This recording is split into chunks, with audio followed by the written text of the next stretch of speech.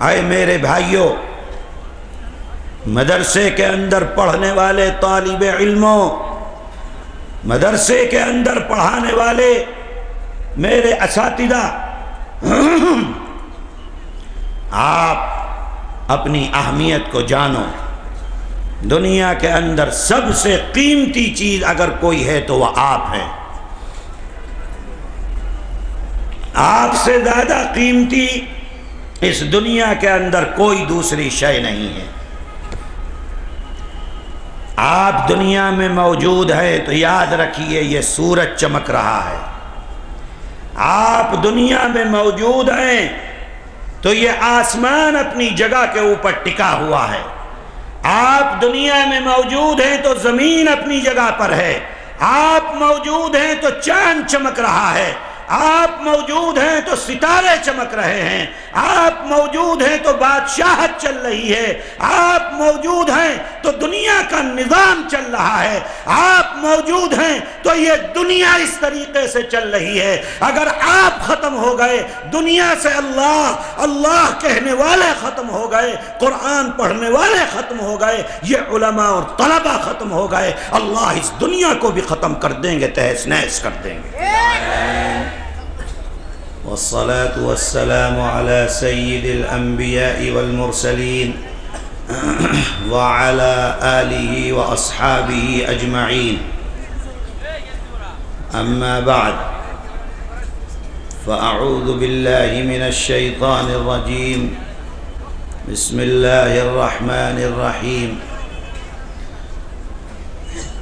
ألا إن أولياء الله لا خوف عليهم ولا هم يحزنون الذين آمنوا وكانوا يتقون لهم البشرى في الحياة الدنيا وفي الآخرة لا تبديل لكلمات الله صدق الله مولانا العلي العظيم ونحن على ذلك لمن الشاهدين والشاكرين والحمد لله رب العالمين۔ صدر محترم، علماء اکرام، 75 سالہ اس عظیم الشان جلسے میں شریک ہونے والے میرے محترم بزرگوں، نوجوان ساتھیوں، عزیز طلبہ،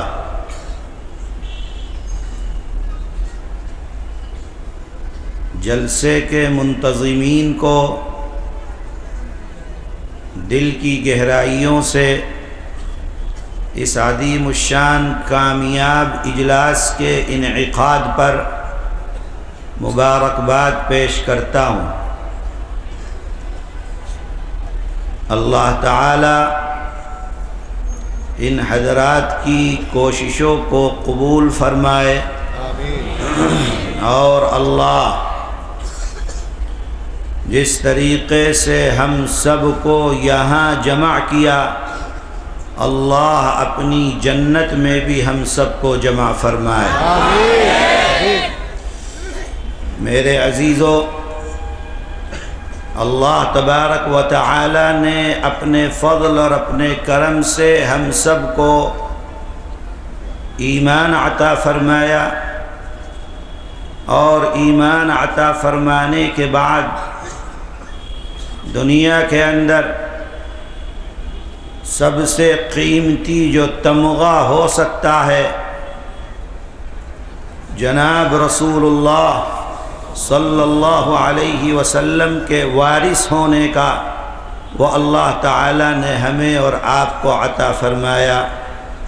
دنیا کے اندر اس تمغے سے بڑا کوئی دوسرا تمغہ نہیں ہو سکتا ہے کہ علماء کو انبیاء کا وارث کہا گیا ہے۔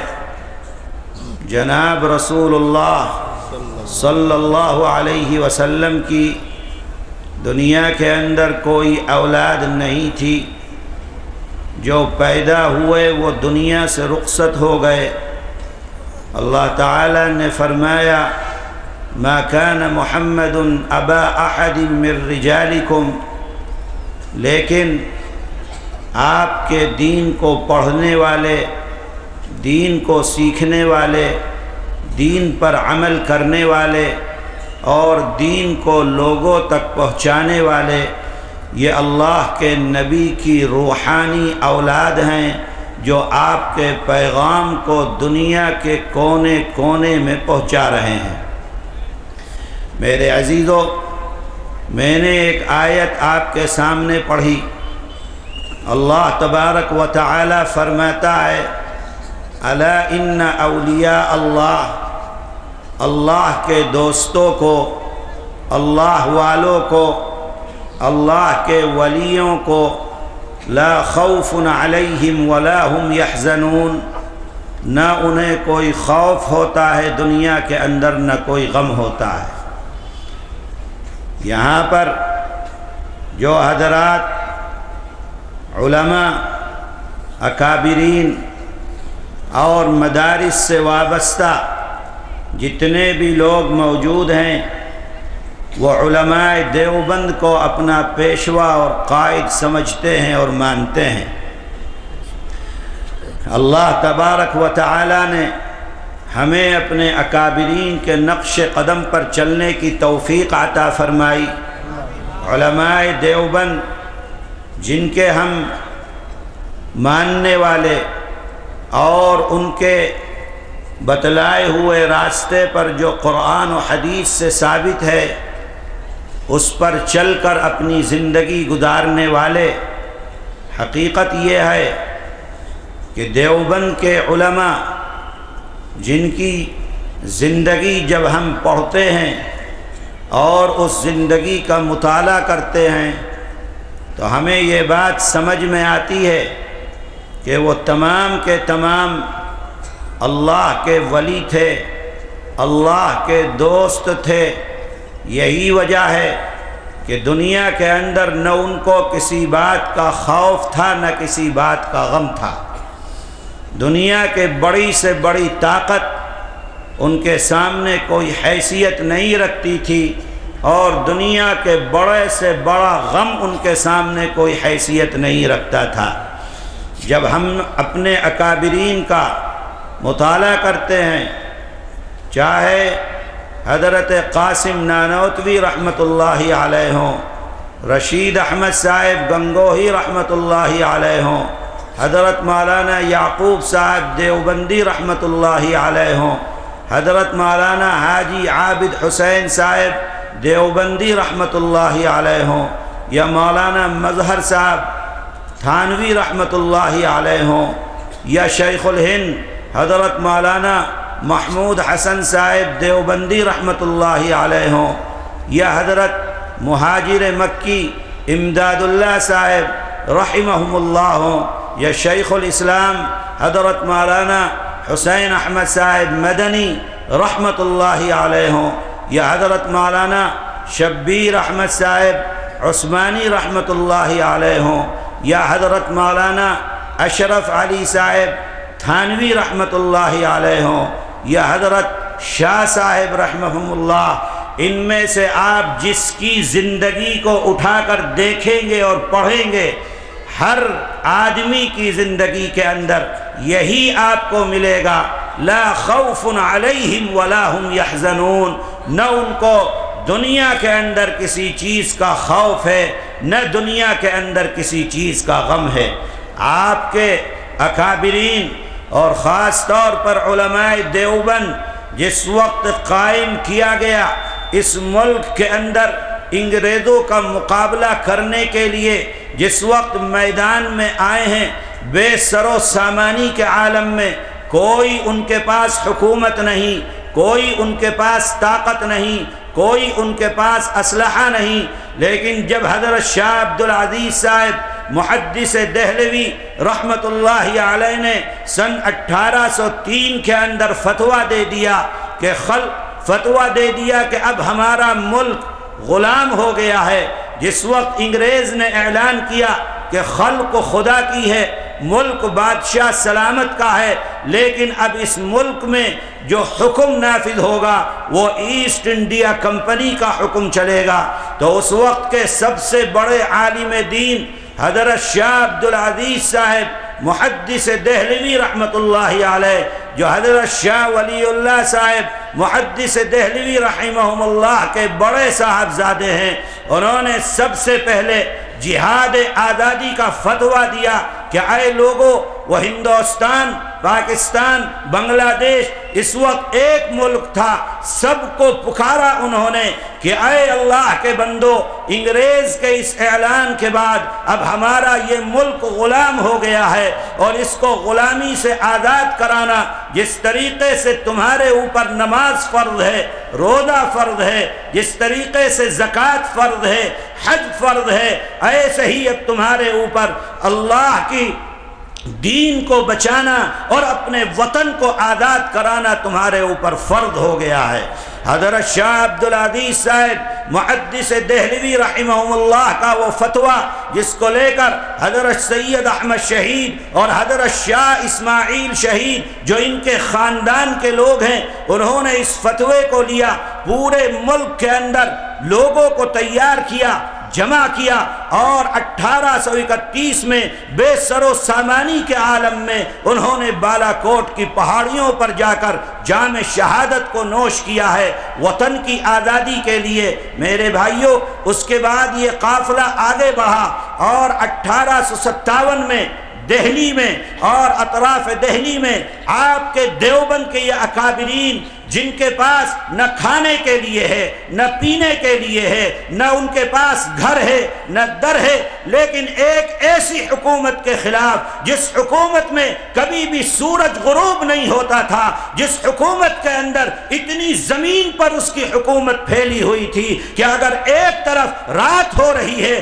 تو دوسری طرف دن نکلا ہوا ہے، اس قدر بڑی سلطنت کے آگے کون کھڑا ہوا ہے؟ شیخ الہند کھڑا ہوا ہے۔ کون کھڑا ہوا ہے؟ شیخ الاسلام کھڑا ہوا ہے۔ کون کھڑا ہوا ہے؟ قاسم نانوتوی کھڑا ہوا ہے۔ رشید احمد صاحب گنگوہی کھڑے ہوئے ہیں۔ حاجی امداد اللہ صاحب کھڑے ہوئے ہیں۔ بے سر و سامانی کے عالم میں پوری حکومت سے ٹکرانے کا جذبہ اپنے اندر رکھنے والے علماء دیوبند کسی چیز سے ڈرنے والے نہیں، اس لیے کہ یہ اللہ کے وہ بندے تھے جن کے لیے اللہ نے قرآن میں اعلان کر دیا تھا، لا خوف علیہم ولا هم یحزنون۔ دنیا کی کوئی طاقت ان کو ڈرا نہیں سکتی ہے، دنیا کی کوئی طاقت ان کے قدم کو پیچھے نہیں ہٹا سکتی ہے۔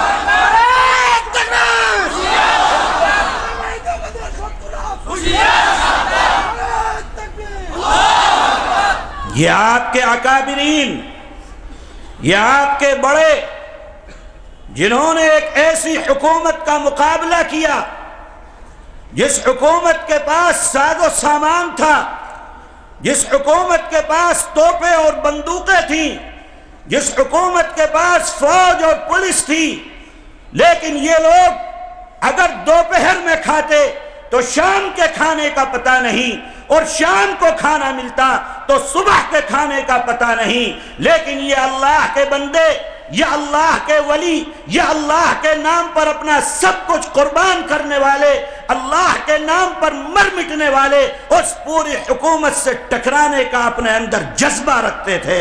یہ جذبہ کہاں سے ملا ان کو؟ وہ جذبہ ان کو ملا اس لیے کہ انہوں نے اللہ کو اپنا دوست بنا لیا تھا۔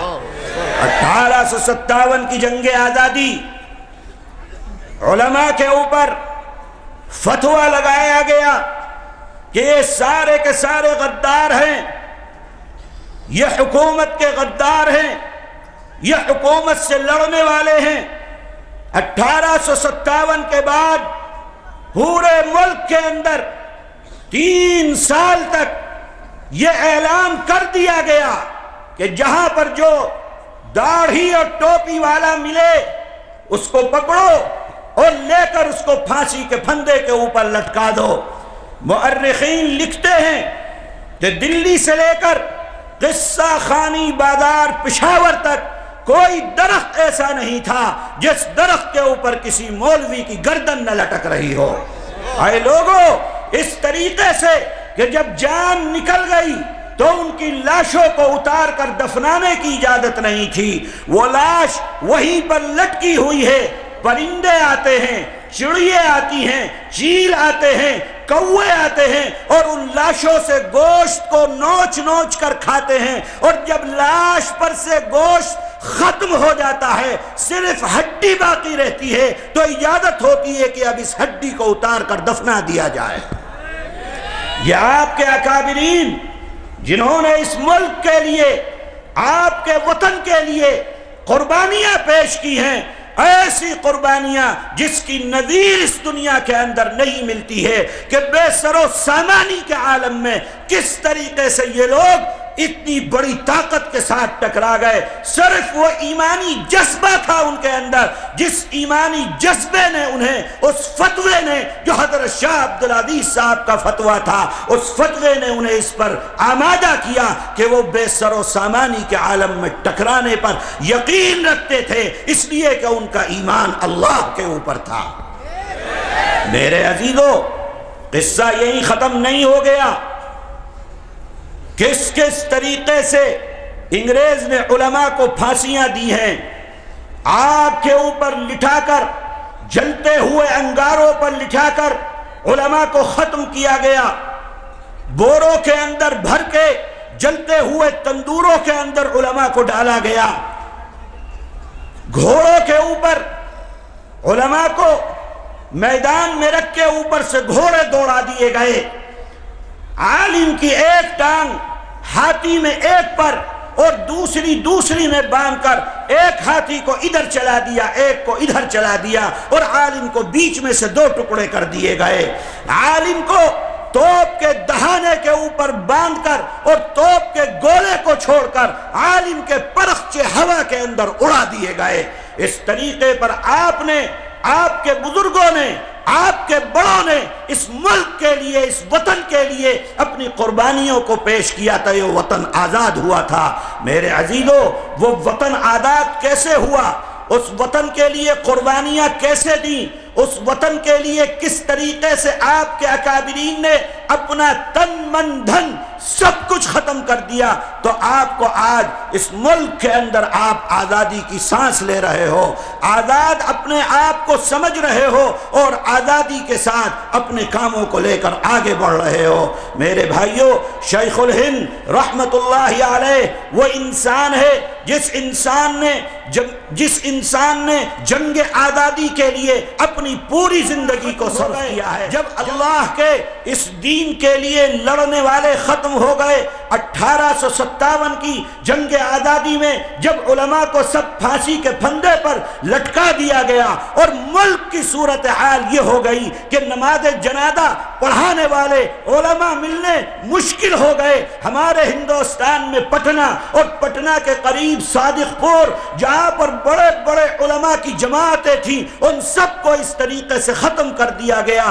کہ لوگ اپنے جنازے کو اپنے کندھے کے اوپر لے کر اور گاؤں گاؤں جاتے کہ فلاں گاؤں میں 12 عالم تھے، شاید کوئی زندہ ہو، جا کر معلوم ہوتا تو سب کو پھانسی دے دی گئی۔ دوسرے گاؤں میں جاتے، کوئی عالم نماز جنازہ پڑھا دے، عالم نہیں ملتا تھا۔ تیسرے گاؤں میں جاتے، عالم نہیں ملتا تھا۔ سڑک کے اوپر چلنے والی سڑک پر جنازہ لے کر بیٹھ جاتے کہ شاید کوئی عالم گزرے اور نماز جنازہ پڑھا دے، لیکن کوئی نہیں میسر ہوتا، اور جب مردے میں سے بدبو آنے لگتی تو بغیر جنازے کے مردے کو دفن کر دیا جاتا تھا۔ یہ صورتحال ہوئی وطن کی، تو آپ کے اکابرین جو رہ گئے تھے انہوں نے دیوبند کے اندر ایک مدرسے کی بنیاد ڈالی، جس مدرسے کو دارالعلوم دیوبند کہا جاتا ہے۔ دیوبند کی بنیاد کیوں رکھی گئی؟ تاکہ وطن کے لیے مر مٹنے والے پیدا کیے جائیں۔ دیوبند کی بنیاد کیوں رکھی گئی؟ تاکہ اپنے وطن کو آزاد کرانے والے پیدا کیے جائیں۔ دیوبند کی بنیاد کیوں رکھی گئی؟ تاکہ غلامی سے آزاد کرانے والے جیالوں کو پیدا کیا جائے۔ وطن کیوں رکھی گئی دیوبند کی بنیاد؟ تاکہ اللہ اور اللہ کے نبی کے دین کو لوگوں تک پہنچانے کے لیے اس کو اپنے کندھے پر اٹھا کر اس امانت کو لوگوں تک پہنچانے میں اپنے کردار کو ادا کرنے والے علماء پیدا کیے جائیں۔ اس دیوبند سے نکلنے والی پہلی شخصیت شیخ الہند حضرت مولانا محمود حسن صاحب دیوبندی رحمت اللہ علیہ، جن کی پوری زندگی جنگ آزادی میں اور ملک کی جد و جہد کے اندر ختم ہو گئی۔ شیخ الہند رحمت اللہ علیہ نے تقریباً 50 سال سے زائد ملک کی آزادی کے لیے اپنی قربانیوں کو پیش کیا ہے۔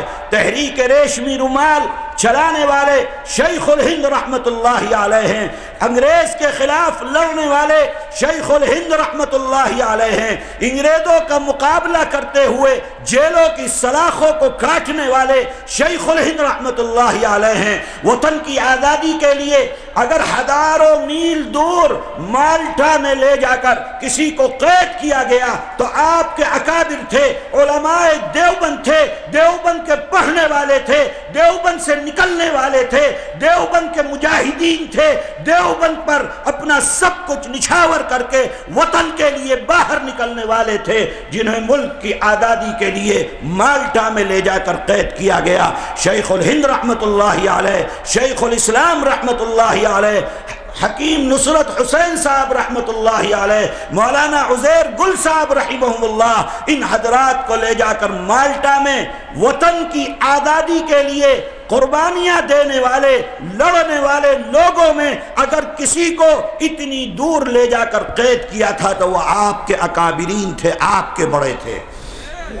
شیخ الہند رحمت اللہ علیہ جس سوچ کو لے کر چلے، آپ نے جو پیغام دیا، اے لوگو، جمعیت علماء کے فاؤنڈر ہیں شیخ الہند حضرت مولانا محمود حسن صاحب دیوبندی رحمت اللہ علیہ، وہ چاہے آپ کی جمعیت علماء ہو، وہ چاہے دوسرے ملک کی جمعیت علماء ہو، وہ چاہے ہمارے ملک کی جمعیت علماء ہو، سب کے فاؤنڈر اگر ہیں تو شیخ الہند رحمت اللہ علیہ ہیں، جنہوں نے مالٹا سے اپنے شاگرد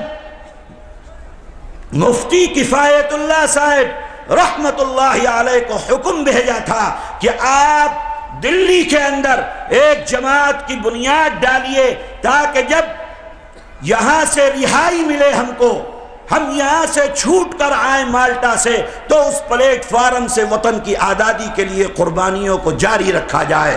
میرے بھائیوں، جمعیت علماء ہند اسی اس پر قائم کی گئی۔ جمعیت علماء ہند کہ فاؤنڈر شیخ الہند محمود حسن صاحب دیوبندی رحمت اللہ علیہ سن 1915 کے اندر آزاد حکومت قائم کرتے ہیں، آزاد قبائلی علاقوں کے اندر۔ آپ کو معلوم ہونا چاہیے کہ شیخ الہند نے جو حکومت قائم کی تھی اس حکومت کا صدر انہوں نے راجہ مہندر پرتاپ سنگھ کو بنایا تھا اور اس کا وزیر اعلیٰ مولانا برکت اللہ بھوپالی کو بنایا گیا تھا۔ اس کا کیا مطلب ہے؟ اس کا مطلب یہ ہے کہ شیخ الہند جس سوچ کے ساتھ کام کر رہے تھے وہ سوچ یہ تھی کہ وطن کے اندر رہنے والے تمام لوگ، چاہے ان کا مذہب اور دھرم کچھ بھی ہو، وہ تمام کے تمام دیش واسی ہیں۔ تمام دیش واسیوں کو ساتھ لے کر چلنے میں جمعیت علماء یقین رکھتی تھی، شیخ الہند یقین رکھتے تھے، آپ کے اکابر یقین رکھتے تھے، آپ کے بڑے یقین رکھتے تھے کہ جتنے بھی دیش کے اندر رہنے والے ہیں، وہ ہندو ہوں کہ مسلمان ہوں، وہ سکھ ہوں کہ عیسائی ہوں، اگر وہ آپ کے ہم وطن ہیں تو ان سب کو ساتھ لے کر چلنا یہ جمعیت علماء ہند کا کردار تھا، یہ آپ کے اکابرین کا کردار تھا، یہ شیخ الہند مولانا محمود حسن صاحب دیوبندی رحمت اللہ علیہ کا کردار تھا۔ جمعیت علماء کرنے والے اس سبق کو پڑھ لیں، آپ کے ملک کے اندر جتنے بھی لوگ رہتے ہیں، کسی بھی مذہب کے لوگ ہوں، وہ تمام آپ کے بھائی ہیں، ان کی حفاظت کرنا، ان کے دکھ سکھ میں شریک رہنا، ان کو اپنے برابر میں بٹھانا، یہ آپ کا ایمانی تقاضا ہے اور ایمانی سبق ہے۔ اگر آپ نے اس کو پڑھا تو اپنے اکابرین کے جانشین ہو، اگر تم نے اس سبق کو بھلا دیا تو اپنے اکابرین کے جانشین کہلانے کے لائق نہیں رہ سکتے ہو۔ جب آپ کے ہاں حالات خراب ہوئے تو ہم نے دیکھا اپنے ملک کے اندر کہ علماء نے، مدرسے کے طلباء نے، اسکول اور کالج کے طلباء نے، جو آپ کے ہاں دوسری اقلیتیں رہتی ہیں، آپ نے ان اقلیتوں کی حفاظت کی، ان کے جان کی حفاظت کی، ان کے مال کی حفاظت کی، ان کے دھرم استروں کی آپ نے حفاظت کی۔ آپ رات میں جاگ کر ان کے مندروں کی حفاظت کرتے رہے، ان کے گرجوں کی حفاظت کرتے رہے۔ کیوں آپ نے ان کی حفاظت کی ہے؟ اس لیے کہ یہی آپ کا دھرم آپ کو سکھلاتا ہے، یہی آپ کا ایمان آپ کو سکھلاتا ہے، یہی آپ کے اکابرین کا سبق آپ کو ہے کہ آپ کا دیش واسی جو بھی ہے وہ آپ کا بھائی ہے، اس کی حفاظت کرنا آپ کی ذمہ داریوں کے اندر شامل ہے۔